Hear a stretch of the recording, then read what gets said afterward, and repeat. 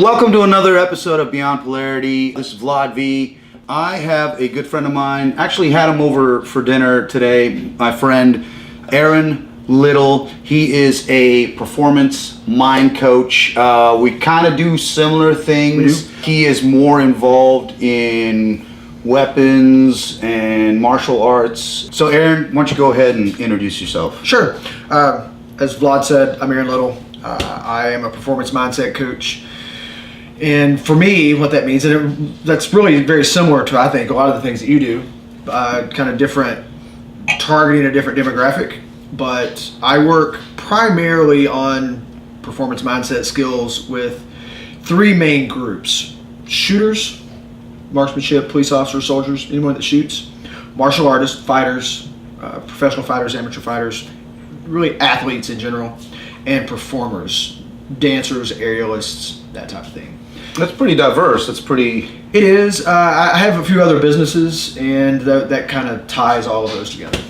So your key domino to all these different businesses is this mindset Correct. coaching. So why don't you tell me a little bit about that and what it involves? What is a mindset? Sure, absolutely. So a lot of times, let's take sports for example. We look at baseball, basketball, MMA, whatever, shooting, and we tend to be drawn to the physical skills. What are the physical things required in order to be proficient in this sport? Well, the reality is, and those are critical, but the reality is so much more of what's involved in being successful in a sport is internal. Not just the physical skills, the outward things, but the internal processes. Things like setting goals, things like managing performance anxiety, things like looking at people who are successful in the sport, or whatever the activity is, and modeling their successful behavior. So as a performance mindset coach, I take people, regardless of what sport or activity they're involved in, and help them learn how to better maximize those internal processes. And I remember there was a big experiment that was done a few years ago, probably like 20, 30 years ago, so not a few, but where they had three different groups of basketball players. One group did nothing but perform this horse type basketball shooting. The other one did the exact same thing, but only mentalizing it. And the third group did nothing. And the first two groups initially were virtually identical. Because your mind doesn't know the difference between reality and imagination. It's all the same shit in your mind. So you can literally, if you have your shit together mentally, you could almost bypass certain things. You're not going to build muscles by thinking about building muscles or thinking about working out. There's been countless studies like that with shooters and skiers, lots of different sports. The effects of mental rehearsal, what a lot of people will refer to as creative visualization. Practicing your skill when you aren't on the court, in the ring, on the range, or whatever. And tremendous success. There are key components that make mental rehearsal more effective. I think for a lot of people, they think, I'm a basketball player, so I just need to play this movie in my mind of me standing at the free throw line shooting basketballs at the goal. That's not enough. Mental rehearsal needs to be more than that. But when the proper components are used, it is a fantastic way. Do I believe it's the exact same thing as going to the court and shooting 100 free throws a day? Probably not. Is it far better than never getting to go to the court? Absolutely. So what are some tools that you would use to start honing these things in? In any type of mental rehearsal, whether you call it mental rehearsal, creative visualization, whatever. And creative visualization is kind of an industry term. My problem with it is the visualization part. And what happens, and as I said earlier, for most people, if you ask them to go over their activity in their mind, they will just play a movie. And that is just the visual component. And to be honest, typically, most people will play that movie as an outside party. Like they're watching it happen. Third person. But if I want the benefit of this as a mental rehearsal tactic, then I need to visualize it from my own eyes. But let's go back to the basketball for some reason. I could keep going to that. Let's go back to the basketball and shooting free throws from the free throw line. I also need to internalize, what does that basketball feel like in my hands? Can I feel the texture of the basketball every time I dribble and catch the ball? What does the sound of the ball dribbling on the court, what does that sound like? Am I wearing shoes? Am I barefoot? If I'm barefoot, what does the floor feel like? If I'm wearing shoes, can I become aware of the sensation of my shoes on my feet? Is it hot? Is it cold? Are the lights up? Are the lights down? So is it light? Is it dark? Is there a breeze blowing? Are there other people there? That's a very important element when we're talking about our ability to perform under pressure, to manage things like performance anxiety. My mental rehearsal skills can help me deal with that if, as I go through mental rehearsal, I put a cheering crowd, a roaring crowd, maybe even a booing crowd in my mind as I'm rehearsing, so I help to internalize how I'm going to cope with that if and when it happens for real. Right. So really, creative visualization, I kind of like mental rehearsal better as a descriptive term, is bringing in all of my senses, every possible element to make this as real as possible in my mind. Right. And I think that's very important if you ever look into the law of attraction, all this stuff like that. A lot of people think that it's a lot of hooey woo-woo shit, and a lot of it is just to make a buck. But if you get down to the core concepts, it is absolutely giving your goals dimensionality, giving them as much depth, especially engaging emotionally. How do you feel? How does it feel? Right. Because that's, I think, one of the biggest components that people, they kind of want to sweep it under the rug, because what the fuck is a feeling? It's some energetic weirdness in your body that you can't quite describe. It's not a logical aspect of what's going on. You've been you've been doing these mental rehearsals and your visualization stuff. And I remember in the 80s how big the industry was with these visualizations, and then how it kind of tanked because everyone was listening to these tapes like, oh, I'm such a great person. Right. I think exactly. Magnolia had a fantastic, not that was a great movie or anything like that, but it did definitely make a statement. I don't know if you ever saw that movie, but it definitely made a statement about what a joke and the level of hypocrisy that can be involved in just pushing this bullshit. Like, you can do it. Like, if you see it, you can do it. Right. And it's Absolutely. not. Like, you have to be that. Well, the problem, I think, for a lot of people when they decide, oh, I want to mental rehearse, I want to do creative visualization for this activity, again, playing basketball, they always succeed. And what happens, if you have perfect technique in your mental rehearsal strategy, you're priming yourself to succeed and you're setting yourself up for, what am I going to do when that doesn't happen? Sometimes, no matter how well we perform, bad things still happen. A shot gets blocked. Someone steps in front of you just as you shoot. All kinds of things happen. X factors. The X factors. If I never want to prepare athletes for or performers, competitors for failure, but if through proper mental rehearsal strategy, we have worked on what to do if X, Y, Z happens. Well, now we're priming them for how to make decisions under stress. You know, if it's not just every time I shoot the ball I score, but sometimes I shoot the ball, I rebound my own shot because I've rehearsed what happens when that ball doesn't go in. And you got to make these contingency plans, just like in real life. Life, you have to deal with it in real time. You can't just have this goal. And I think this is the reason why a lot of people don't succeed or end up doing anything in their lives, is because they see this very straightforward A, B, like, I'm here, I want to be here, let's go. And the second they hit an obstacle, they're like, fuck this. Right. No, this is bullshit. I give up. Life sucks. Fuck you. God's against me. Yes. And they just give up. All the time. And I think that comes from, they think about what they want to do, they think about a goal, and even if they visualize the steps needed to get there, nothing in that plan they've laid out prepares them for any deviation.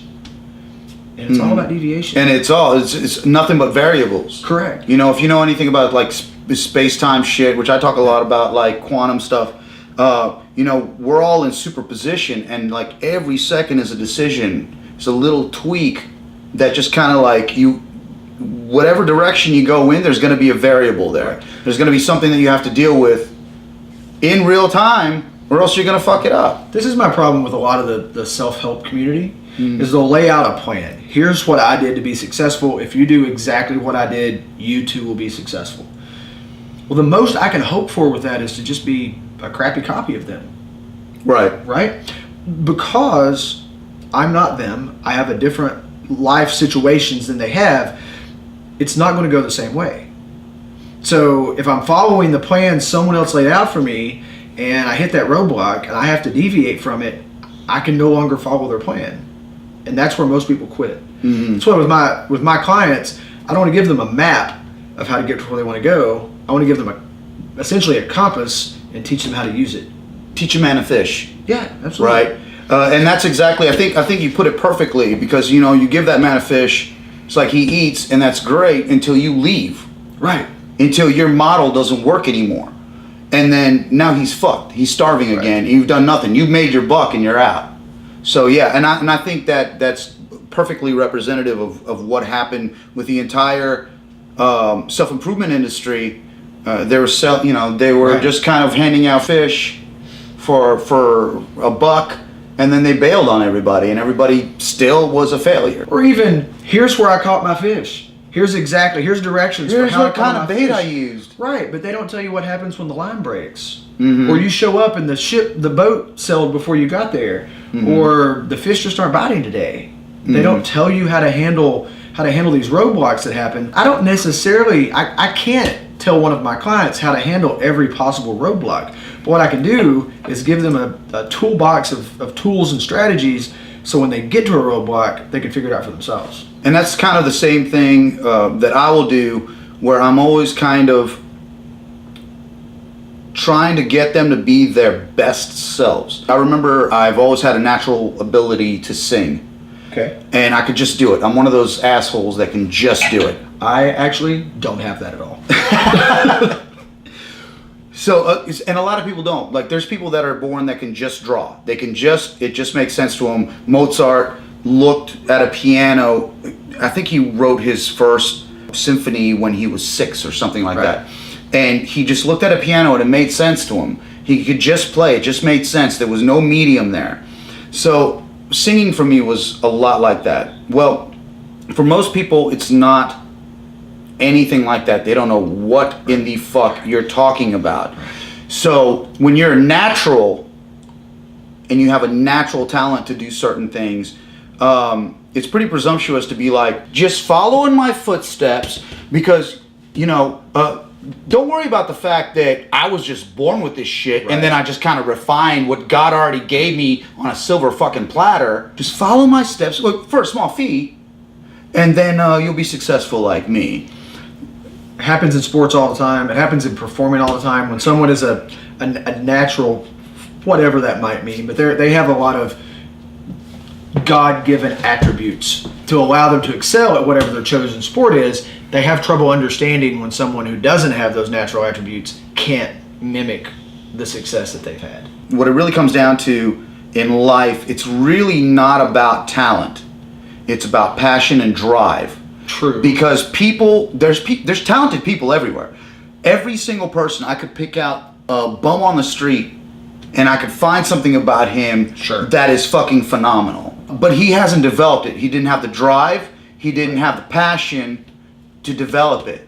And a lot of people in life, you'll see, I see it all the time in music, they are not that fucking good, but man, they want it more than anybody that that I know. Maybe they want it more than I ever did. Yeah. Because they're there and I'm not. So it's not just talent. When it comes to role modeling and choosing someone that you want to emulate to provide you a path to the success you seek, right? I don't want my clients to look to necessarily who is the best in their chosen field. I want them to identify someone that wasn't the best and struggled and fought through pure desire to become great. Right? Kind of like an underdog. Absolutely. If we're looking for a role model and we have a choice between someone who was I really hate the word born natural talent, because I feel like that cheats something. But someone who has all kinds of natural attributes, natural ability, we can look to that person, or we can look to someone who has a tremendous amount of success that has worked hard for it, well, that's who I want to choose as a role model, because we are going to follow a much more similar path than I would follow than the person who was natural. I would think you'd want to have them kind of identify with somebody that maybe has similar blockages, similar trials in life. Like you said, you were born with a natural tendency towards singing. I am not. You may be a phenomenal vocal coach. I actually don't know.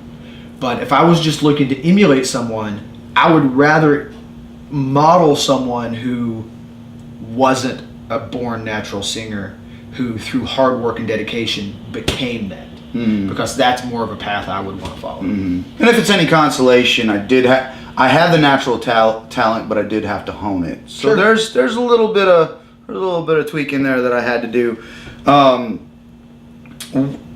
I think we've already covered this, but what are some more tools that, let's say somebody watching this video right now wants to just be like, okay, cool. There's some things I want to do in life. I want some fucking tools in my toolbox right now. Okay. And I'm talking about just like, I'm gonna close my eyes right now and do some mental techniques, rehearsal techniques, and I'm gonna get results as fast as possible.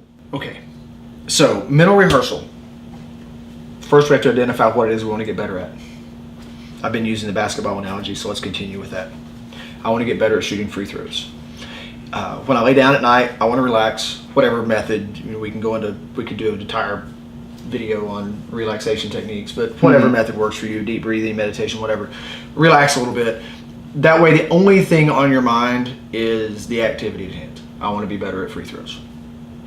And then I want to go through a list I want to put myself on the court, standing at the free throw line, basketball in my hand. And I want to go through that list of all of those elements. What do I see? What do I feel? What do I smell? What do I hear? What do I taste? Just really deep and like almost, it's a self-hypnosis that you're going into. You're going deeper and deeper and deeper. And one thing I want to really touch on there is that feel. What do I feel? Well, that's two components. What do I feel? I can get deep into, do I feel a breeze on my skin? What do I feel? Temperature? What do I feel on my feet? What am I wearing? Can I feel those clothes on me? But also, what do I feel? Am I nervous? Am I anxious? Am I scared? Am I relaxed? I want to become aware of that. And then I want to go through the process. I want to dribble the basketball. I want to set for the shot. I want to shoot the ball. I want to be aware of watching that ball with proper follow through. I want to see the ball maybe it hits the backboard, drops through the hoop. What does that sound like? What do I see?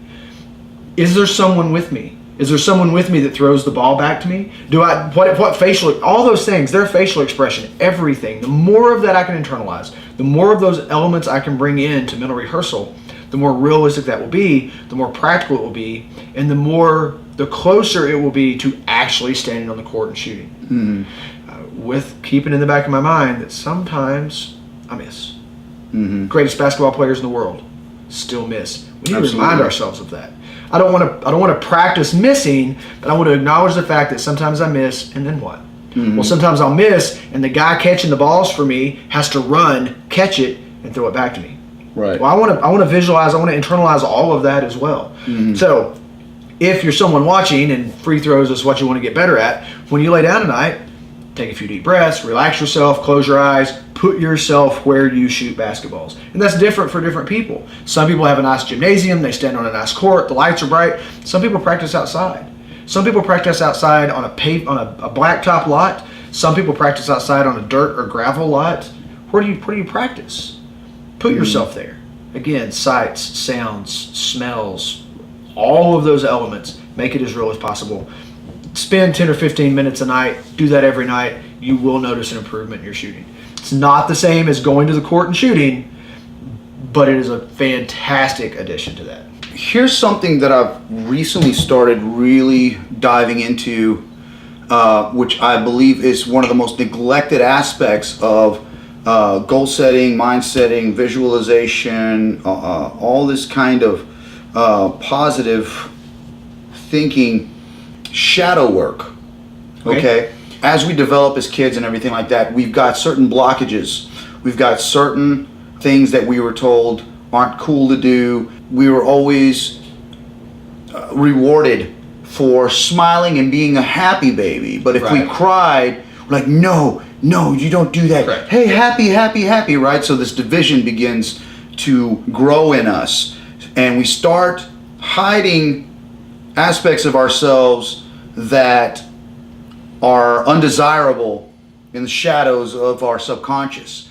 And these things inevitably end up being the very things that stand in our way of success, whether it's basketball, whether it's singing, whether it's whatever you want to do. There's these things that are stuck on permanent loop in our subconscious that exaggerate the anxiety of the moment, right? So if I'm standing in front of that basketball hoop, is that what it's called? Yes. Goal. It's a basketball goal with a hoop. Right. I'm not a I just recently I'm I just recently had a client that was a basketball player who wanted to work on their free throws. That's one of these examples. Yeah, and that's fine. I'm not a big sports ball guy, and I like to make fun of it actually. But anyway, so if you're standing in front of that basketball hoop, it's not just the anxiety of you making the shot and winning the game. It's the anxiety of you making the shot, winning the game, people booing or cheering. Right. Yes. But then there's also those shadows in your subconscious that it's you don't want to disappoint your dad because he didn't even want you. And when you started playing sports, all of a sudden, for the first time in your life, you felt like he approved of you. There's the girl that you've been trying to fuck, and now she never gave you the time of day, and she's like, oh my God, like he's gonna be my hero. Right. Like, I will fuck the shit out of him if he makes this goal. It's that kind of shit. What do you do about the shadow work? How do you deal with that? That's a fantastic question. And since I now have created this virtual reality world, it's a VR world in my head where I can go and practice whatever. I can practice my free throws. I can practice my shooting. I can practice my aerial silks routine. I can practice driving my race car. I can practice all these things in this virtual reality world as long as I bring in all those elements. All of those elements. Even the shadow elements. Right? So once I've established through repetitive practice and proper mental rehearsal technique that I now have a firm grasp of how to do the skill, I then can, and I feel comfortable with it, I can then start bringing in those other elements. If I am let's go back to basketball, shooting a free throw, and I had a little league coach, we'll say, I didn't, but we'll say, who was just a taskmaster. And for the rest of my life playing basketball, I've been afraid of what that person might think. I can now put that person, I have the tools, because I've practiced them, I have the tools to put that basketball coach as the person rebounding for me, as the person catching my ball and passing that ball back. That's great. I have the ability to create, through my virtual reality world, facial expressions, attitude, body language. I can make them happy when I succeed. I can make them encouraging when I miss. I can fix, I can start to heal those wounds. For a lot of athletes especially, it's a wound. Someone in their life created that event that causes them to have performance anxiety, that causes them to be afraid to shoot the ball, that causes them to be afraid to try to rebound because of something one person said.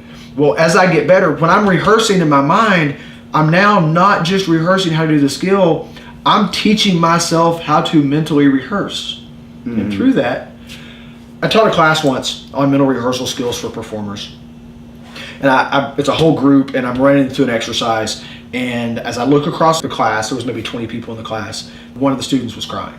Not like sad, but just tears rolling down her cheeks. So I finished the exercise, and then I purposely didn't go to her. But I started with the other students. Would anyone be interested in telling me what activity, because it wasn't defined. They were all doing different activities in their head.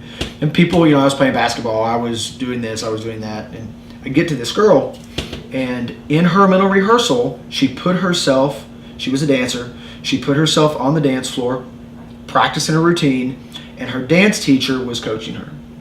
her dance teacher who had died when she was a little girl.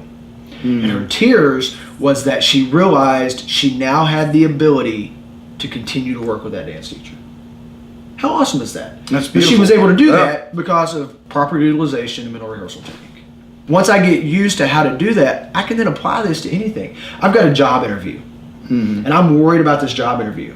I can put myself in an uncomfortable chair, sit in an uncomfortable office, across from an uncomfortable desk, looking at an uncomfortable person, and visualize in a freezing room. Or a hot room, whatever makes me the Yeah. most uncomfortable, and I can have them ask me the most horrendous questions. And if I mentally rehearse that, not just what it looks like, but what it sounds like, what it feels like. How does that feel? How does it feel to be asked, well, why were you fired from your last job? But if I can imprint all of those skills, if I can bring all of those elements in, then any interview I have after what I've created in my mind will be better than that. It's no longer as stressful. I can use this technique for anything. And we have the tendency to do one of two things. We never hit the mark when we imagine something. We always make it 1,000 times worse than it could possibly be. Yes. Or we completely underestimate it, thinking that it's like, shit, I got this. Right. And then just fall super short. We will imagine, if you will, that it's going to be horrible or that we're not going to fail. Typically, we think that it's going to be more horrible. Correct. But what we don't do is we don't rehearse our strategies for what we're going to do if it is. What would you tell somebody? Because, for instance, I grew up, my dad, I love him to death, best dad in the world. But he's one of these guys, maybe not so much nowadays, but growing up, he was one of these guys where he was like, show it to me or fuck off. You know, what is this? I'm going to use my little fairy imagination. I'm going to think about winning. And it's like, go do that shit or don't. Fuck off. And there's a lot of people that have that mentality. You with your little fairy dust and your little imagination land, you know what I mean? Like, go do the work. And I believe in doing the work. Absolutely. I do too. Do the fucking work. Absolutely. But it's like, you do the work when you're in school and then you go home and you do the homework. Right. And that's the mental work. Right. But I mean, what do you tell somebody that doesn't get that? What do you tell somebody that's like thinking that this is just fluff, fairy dust stuff? Okay.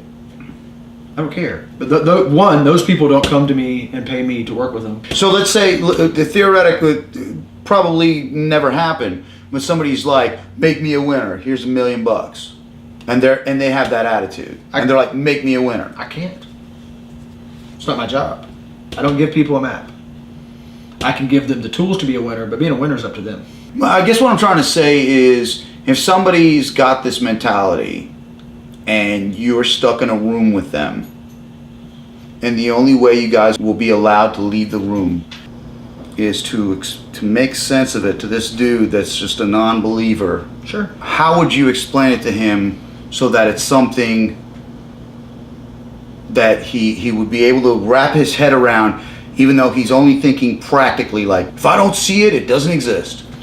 Well, that's fine. I would probably, with that person, start with their favorite movie. Mm-hmm. And then we would start a conversation about movies. And I would ask them if they like comedies. If they like comedies. Do you laugh at comedies? Of course they laugh at comedies. Do you like scary movies? I love scary movies. Have you ever what's your favorite scary movie? And they tell me. Have you ever watched a scary movie that made you jump? Oh yeah, there was this movie in this scene. I'm like, well, did you realize at the time that you were watching that movie that it wasn't real? That there wasn't a monster. No one was about to kill you. Then why did you jump? Old Yeller dies. Did you cry? Were you sad? How can a movie make you sad? You know it's not real. Mm-hmm. Because the reality is that these things that even we know they're not real, if we internalize them to such a point that we make them real inside, Right. they affect us emotionally. Right. You suspend your disbelief. Correct. A lot of times you don't even realize you're doing it. You just get absorbed Correct. in the story. So we can allow something that we know is not real to affect us physically, if that is possible. If I can imagine slicing a lemon, tasting a lemon, and it makes my mouth water, then If you can crave a dessert, correct. Then I am acknowledging the fact that things that happen in my mind can have an effect on me physically. And that's our first step. If that is true, Then if I do things in my mind, like practice my free throws, that doesn't replace shooting free throws, but it increases my ability to shoot free throws. And that's my thing. The people who are going to say, "Oh, that's silly. That's voodoo, fairy, magic, whatever." I'm not in any way saying this replaces physical practice. It augments physical practice. Before I ever knew about mental rehearsal or any of that visualization shit, I remember just from pure hunger, from pure wanting to do it, I just saw myself on stage. I saw myself in all these different scenarios, people cheering, people booing, girls wanting me, every variation. So I, superposition of this situation. And just to draw a parallel, I saw a really good interview with Steve Vai, of all people.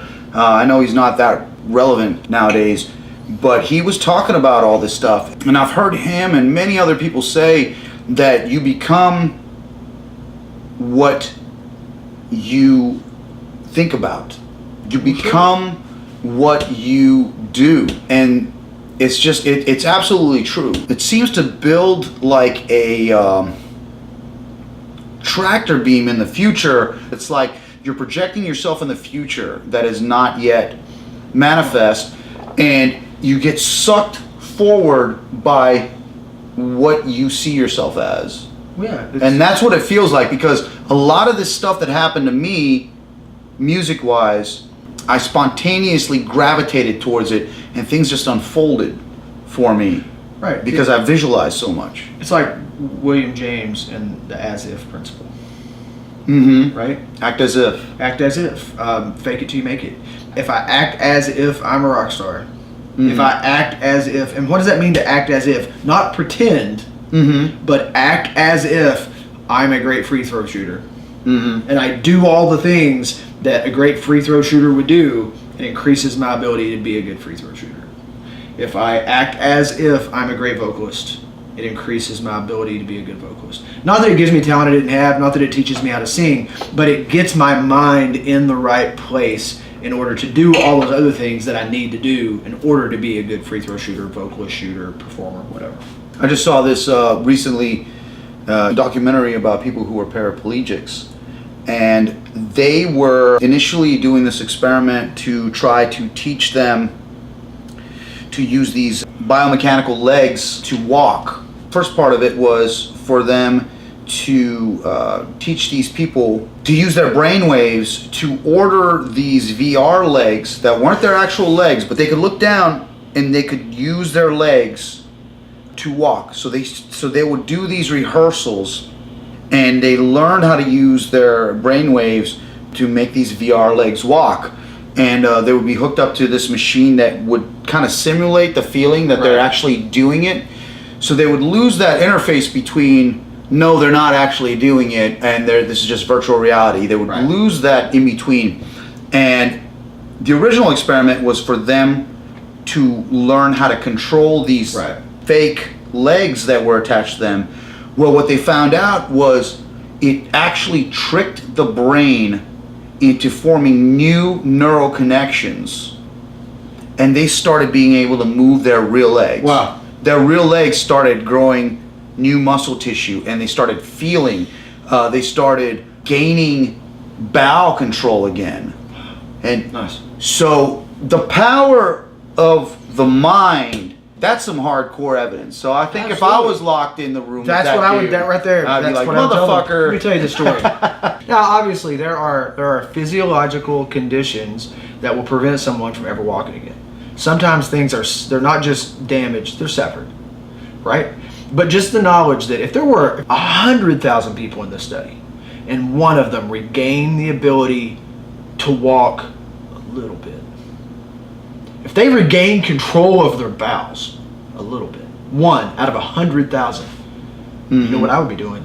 Yeah, absolutely. Every day, I would, my mind, how do I do this? How do I do this? How do I do this? Every possible element. What does it feel like? What does it smell like? What does it taste like? Everything I could do. If 1 out of 100,000 had success with it, I'd be doing it. gives me new hope and new legitimacy to the stuff that we talk about that seems to be so mystical to everybody. I still get a lot of shit from people that just look at me like I'm this dude that's living in a fantasy world. It's like, dude, you know what? Kind of. I've got everything anyone could need. I've got a beautiful girlfriend. I've got an awesome house. I'm happy as shit all the time. Sure. Yeah, I do live in a fantasy world. I said that earlier, I think. I don't care. I really don't care. My only concern is me and my clients. I see performers who come to me who are terrified to perform whatever their art is in front of other people. They're fine in front of their classmates, but when it comes to a recital, any type of performance activity, they're terrified. Mm-hmm. They shake, they cry. It's just the thought of having to perform in front of an audience. And I have seen through a couple of 1 hour sessions and then them go on the stage and have the time of their life. Mm-hmm. It works. I don't need everyone to believe me. I just need the people who want to succeed to believe me. Mm-hmm. That's all that matters. And they got to believe themselves first, I think. Listen, I'm not out to save the world. I'm just out to save the people that want help. Mm-hmm. And I will help them. It's always credited to the Bible, but it's actually Ben Franklin said, help those who want to help themselves. And God will help those who help themselves, or whatever you want to call it. Sure. The universe will help those who help themselves. And those are definitely the people, like, I won't help people who want to vamp energy off me. I won't help people who are interested in feeling sorry for themselves. But those people that I see, they've got that spark in their eye that want to do it. They just don't have the fucking tools. They just don't know where to start. That's the guy I want to help. I think there's this problem in the coaching world. We want everyone to believe us. I don't care. It's a big world. There are plenty of people who want to work hard to achieve their goals, and I like working with those people. When it comes to convincing someone of what will and will not work, that's not my client.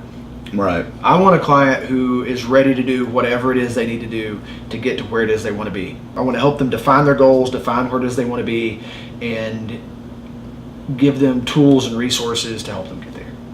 All right, so what's the difference between a dream and a goal? That's a great question. Wow, it's like a pop quiz. A dream and a goal. A goal is a dream that you put effort into. Mm-hmm. Right? We dream, we fantasize. I dream of this, I want to do that. When someone tells me it's their dream, my first question is, well, why isn't that a goal? Well, it's not a goal because they haven't put time and effort into how they're going to achieve it. Drive, determination, that's a goal. I think there should be a timeline. Okay. You know, a reasonable timeline. You know, like, hey, around in the next 5 years, I will reach this. I think a dream is like you want to win the lottery. Sure. And I think a goal is like, I'm gonna become a millionaire by working towards it. Lots of people have dreams. When someone has told me, I have a goal of this, and they've been telling me that's their goal for the last 10 years, well, that's not really true. They have a dream of that. Right. They're continuing their day-to-day life that is just this kind of like automated zombie walkthrough Right. of the same day over and over, this Groundhog's Day kind of reenactment thing. And then they're like, oh yeah, but I want to live in a mansion. I think a lot of goals start off as dreams. Mm-hmm. You know, I aspire Absolutely. to that. I dream for that. Well, what do I need to do to achieve that? And we start lists. Mm-hmm. And we create plans. And we start working towards those. Then they become goals.